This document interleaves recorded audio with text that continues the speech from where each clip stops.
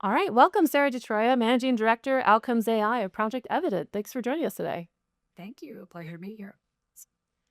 Starting off, why is the work of EdSafe AI Alliance so critical at this moment? The work of the EDSAFE AI Alliance is so critical right now because one of the challenges we have in the sector is that there are a myriad of ethical frameworks. And in the absence of having a unified understanding of what matters when you think about safe and fair AI, it means that folks are all designing to different frameworks. And that's really challenging. It's a waste of resources for the individual organizations. And it also means we're going to get really uneven product that is touching students. So the critical need we have is having a unified framework to really understand how do we go about exploring this new technology in ways that are safe, that are fair, and direct by outcomes. What are some of the ways that you've been involved with EdSafe AI Alliance and the SAFE framework? So Project Evident has had the good fortune to be a part of the steering committee for EdSafe AI Alliance in the development of the framework. This was really critical for us because Project Evident, what we care about is evidence.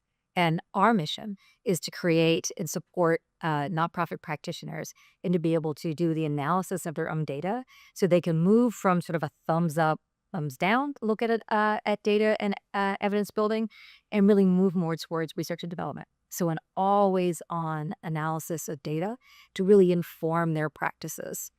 And frequently those practices are education practices and they're working with students. So how do we get better outcomes for students? How do we get better outcomes for communities?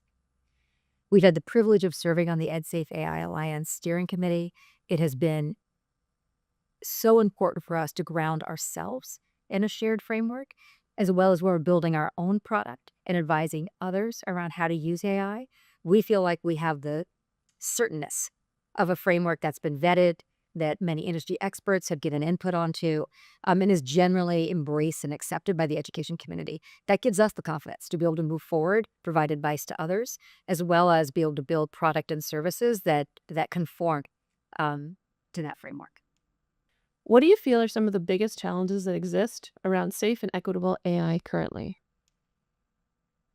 I think some of the biggest challenges that exist around safe and fair and equitable AI currently is the fact that the bulk of this technology over the last 60 odd years, as it's been developed, has been developed first in the academic community and then fully in the for profit space.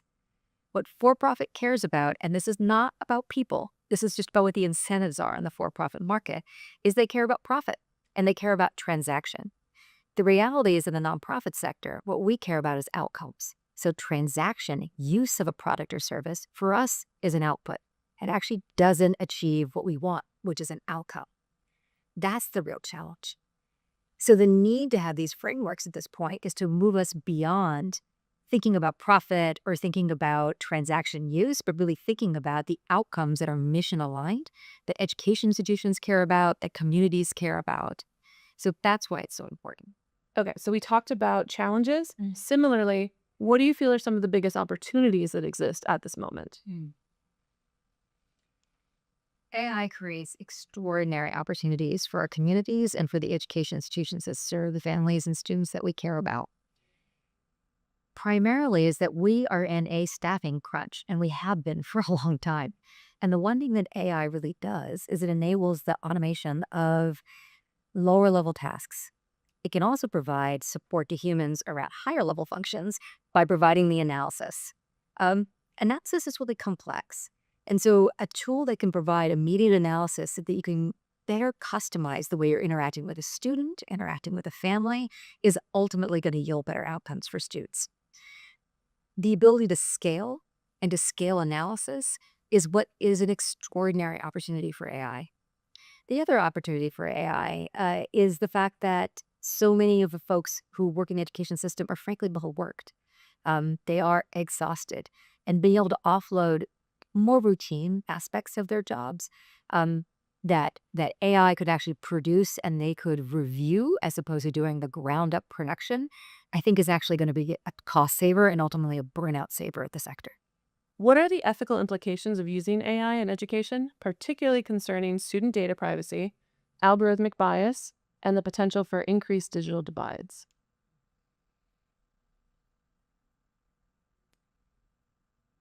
So the reality is that access to the internet is not available throughout the US for all students. So as we think about moving further into automating our society, whether it's the necessity of a cell phone, the necessity of bandwidth, these things have to truly be managed and dealt with. We have to think about the assets of bandwidth to be really sort of like phone service, that it's just a requirement for everybody. So the real challenge right now is because not everybody has access. If we move more and more of our educational activities and other activities in our communities onto AI platforms, and they're not fully accessible to everybody, that's going to be a real challenge. The power of AI is only partially unlocked if you don't use real, detailed, and actionable student data. This is the challenge. The real possibility and opportunity for AI is in personalization, is moving away from a one-size-fits-all, whether it's an education pedagogy or a way to diagnose and address a challenging situation from a teacher and a student.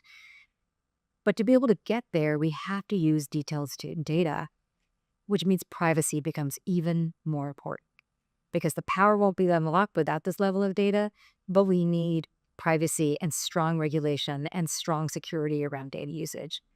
My concern is that while schools for a long time, they'd really been stewards of student data and of security of student data, it's getting more complicated. It's getting more complicated, and there are more institutions and more organizations and more companies that look at that data and see that data as something which is something that could be monetized and something that can be made profitable. So it's getting more complex, and I think there are more sharks swimming in the waters who want access to that data. I don't envy the position of school systems around protecting student data, but it is one of the most critical things that a school system can invest in if it's moving forward to use AI. So in prior research that Project Evan has done with the Stanford Institute for Human-Centered AI, we saw that the biggest blocker to nonprofits and educators using AI was a fear of bias.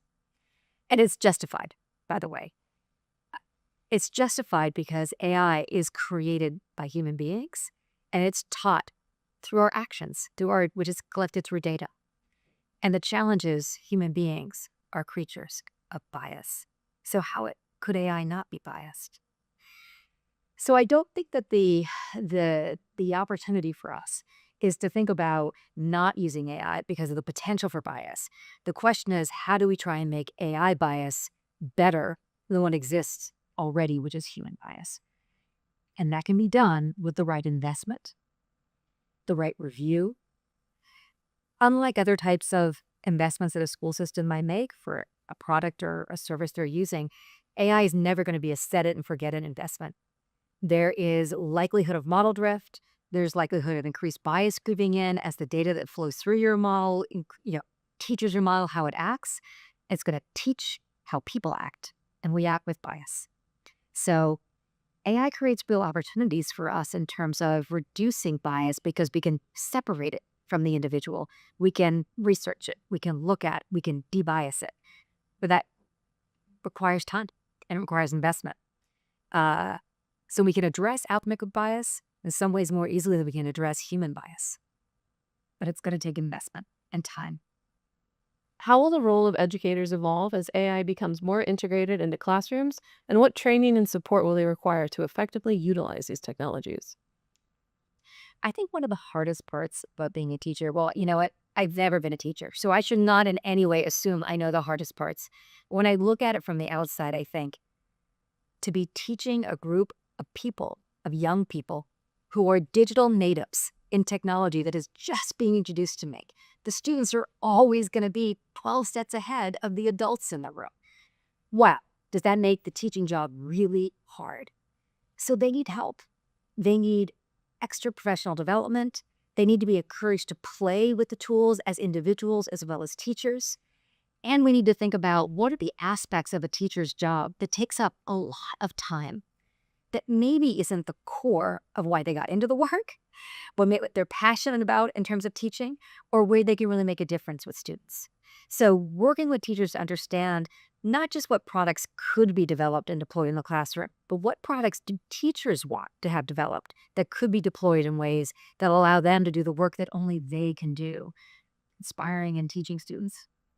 Sarah Troia, Managing Director, Outcomes AI, Project Evident. Thank you so much for your time today. This was fun. Thank you.